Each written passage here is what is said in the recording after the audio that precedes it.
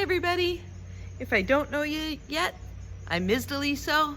I'm the librarian and let's have library class. I'm here in a garden at school, the secret garden. It's a great place to be an inquirer. An inquirer, someone who's curious and asks questions. In fact, this month we're thinking a lot about inquirers at school as part of our IB program. Inquirers, they're people who ask questions. You ask questions of yourself like, wonder what that is, or wonder how that works.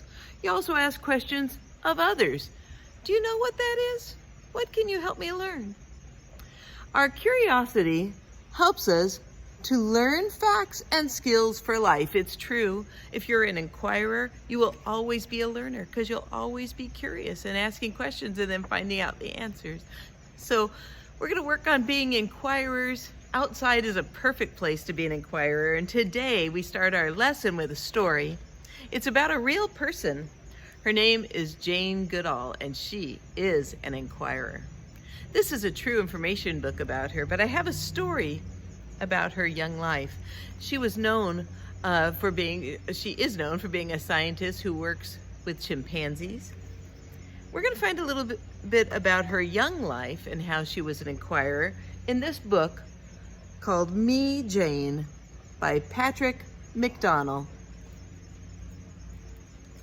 I love a good end paper. This is the end paper of a book. Sometimes it just gets us in a certain mood to think about things, and this looks kind of African to me, and that's going to come back to us. I see a very young Jane Goodall there, and look at what her stuffy is. It's a monkey or an ape. I can't really tell from this picture, but we're going to talk about that in a little bit too. Me, Jane. Jane had a stuffed toy chimpanzee. It was a chimpanzee named Jubilee.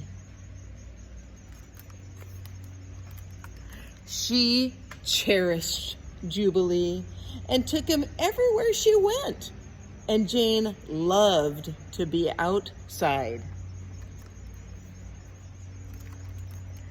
She watched birds making their nests, spiders spinning their webs, and squirrels chasing one another up and down trees. Jane learned all she could about the animals and plants she studied in her backyard and read about in books. That's a good place to learn, is in books. The next page doesn't have any of the story, but it's some early pictures that Jane made when she tried to have something called the Alligator Society. That's her writing and her pictures when she was about 10 years old. Someday you'll have to check this book out and see them up close. One day, Jane wondered where eggs came from. So she and Jubilee snuck into Grandma Nut's chicken coop, hid behind some straw, stayed very still, and observed the miracle.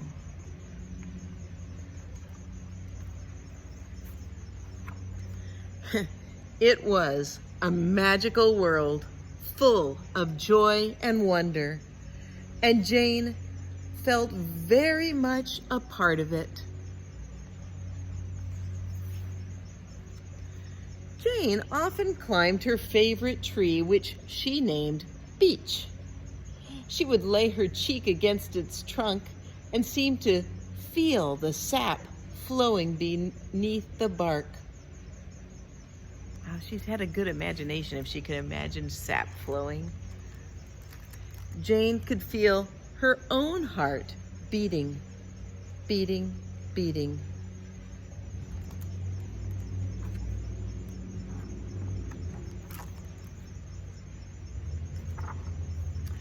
With the wind in her hair, she read and reread the books about Tarzan of the Apes, in which another girl, also named Jane, lived in the jungles of Africa. Yes, those very popular books and movies about Tarzan. And a very famous line is he would say, "Me Tarzan," and she would say, "Me Jane."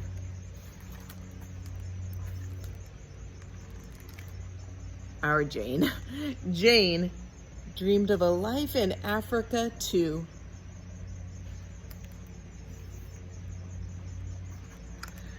A life living with and helping all animals.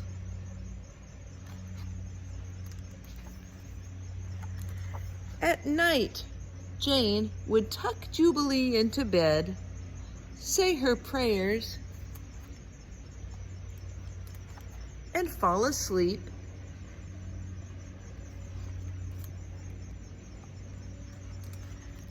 To awake one day.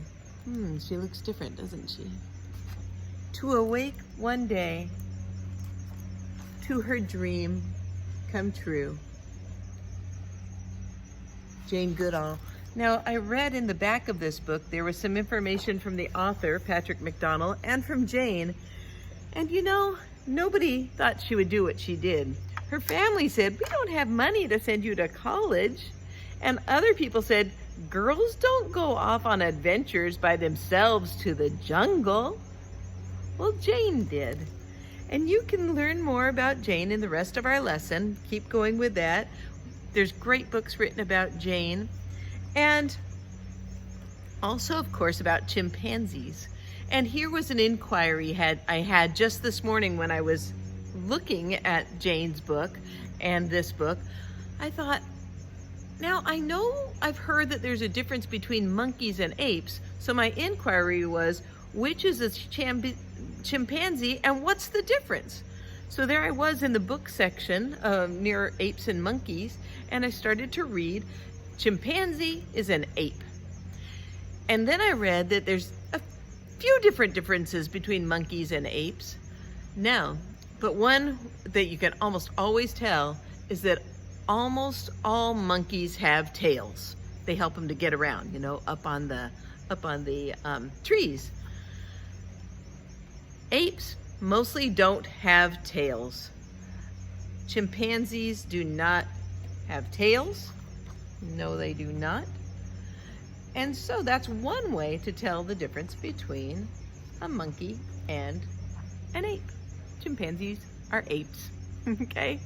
Keep going with the lesson, and we'll see you next time.